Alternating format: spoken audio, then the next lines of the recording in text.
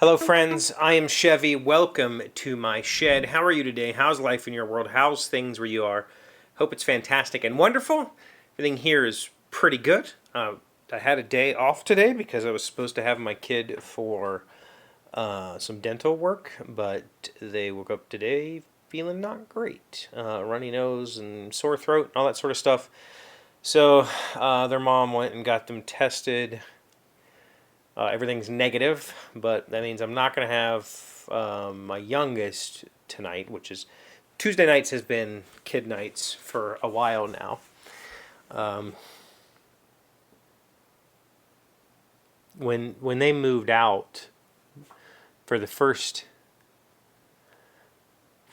6 months, maybe longer, I basically didn't see them. They didn't come around. I didn't impose. I just let them have their space.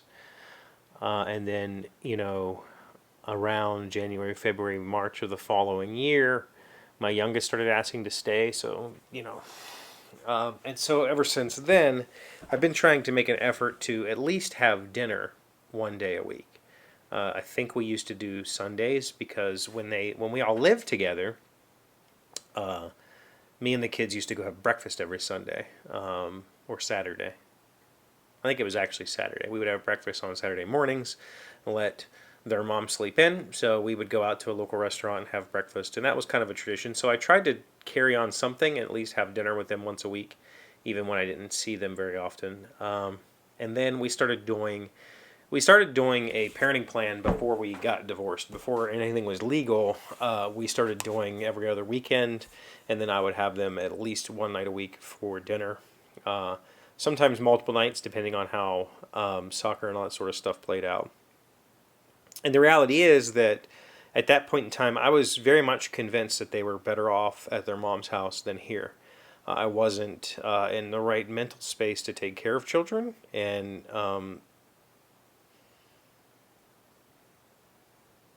I was honestly afraid. I was scared of it. I was scared of the responsibility of it. I was scared of what if I fail? What if I screw this up? It took me a few years. It took M and I working on it together, working on me together to figure out that I'm not. I figured out that I'm actually a pretty good parent, that I'm a pretty good dad, and despite what others have said about me, I think that the way that I care for my children, the things that I do for my children are great, right? And so anyway, the point of this is I usually have them on Tuesday nights. We've been doing Tuesday night dinners now for a couple years.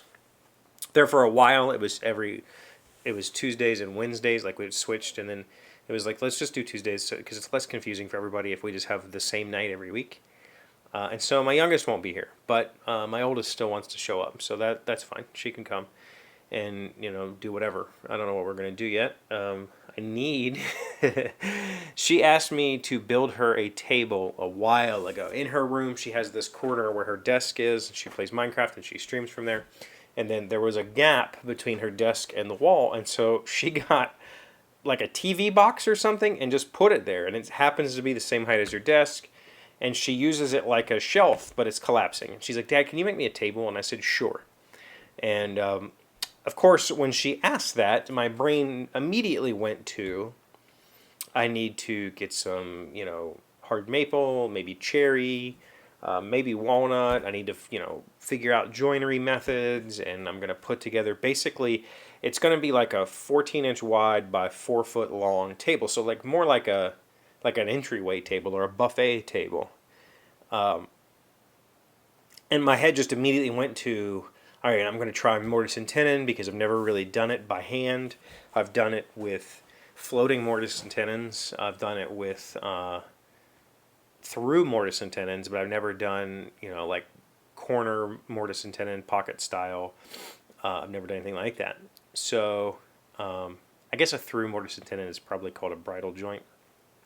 Anyway, so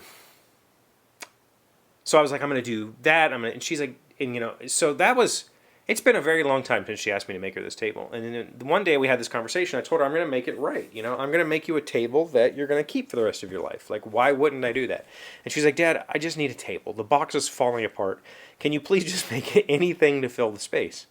And I was like, yeah. And she's like, and I told her, I really want to make it special. Like, if I'm going to make it for you, I want to make it special. And she's like, it'll be special even if you make it out of, you know, plywood. It won't matter. It'll be special because you made it for me. And I was like, yeah, that makes a lot of sense. So I think I'm just going to make it out of pine, and I'm going to do it in the kind of crafty furniture style, where basically you make legs out of 2 pieces of wood joined at 90 degrees. So that's your leg. And then, you know, whatever. The nice thing is it's only like, her desk is only 30 inches. So it's going to be a very low piece. And I was worried about 14 inches wide being really top heavy, like tippy, with you know, the legs only up being 13 inches outside to outside. So I thought it would be very kind of top heavy and weird. But actually, because it's so low and because it's kind of wedged in there, it's not going anywhere. So I'm just going to make it out of pine. I need to glue some pine together to make a 14-inch top. I need to glue some pine. Probably will glue some pine together to make the bottom shelf, or I might just leave it at the regular width. It'll look weird. I don't know. Maybe it will, maybe it won't. But so maybe we'll start on that tonight. I came in here the other day and started to set up my precision miter gauge. I got this. Oh my. Sawdust. I got this like the beginning of the year, March or something like that. And I've never put it together. It's been sitting in a box. My intention when I got it was to do a video. Like, I'm going to do a video setting that up and a review. And I think that what I've realized recently is I really enjoy not filming things. I really enjoy just doing things. And I think I'm going to continue to just do things. And then maybe try to do some post talks about what it is that I did. I think that's much more interesting to me. So I need to set that up. I don't need it. I have a miter gauge on my saw, but I really like to use it because I bought it for a reason, right? Because I don't like the one that's on my saw. So anyway, all of that is to say is my day kind of went a little bit sideways. I did get to spend a few hours. I completely wired all the outlets in the room, and the next step is to build a bulkhead because there's some ductwork that needs to stay. You know, it comes into the room underneath of there's like a header that splits where this house was split into, and it has to go under that. So I have to build a bulkhead. I need to do that, and then it'll be drywall time, and I'll be able to wrap that room up in pretty quick order. That's not true. Anyway, that's what I've done. What have you been up to? Thank you for being here as always. Thank you for thanks for all the comments. Thanks for the encouragement. I know that sometimes talking about mental health can sound kind of whiny and can sound kind of like I need validation. That's not it at all. It's not, you know, the point is to just make it a normal part of conversation. Men talking about mental health is something that the world desperately needs because there are a lot of men suffering because they refuse to talk about it. Thank you for being here as always. Thank you for liking, commenting, subscribing, being amazing friends, wonderful people. I really appreciate you. And I'll see you again tomorrow. Today's word that you need to know to sound smart is impugn. It is a verb meaning to attack as false or wrong. I gotta flip pages. I've never had to do this before. I do not impugn the motives of anyone opposed to me. It is no pleasure to me to triumph over anyone. Abraham Lincoln.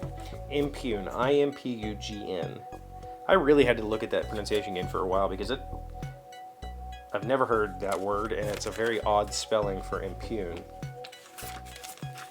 I like it though.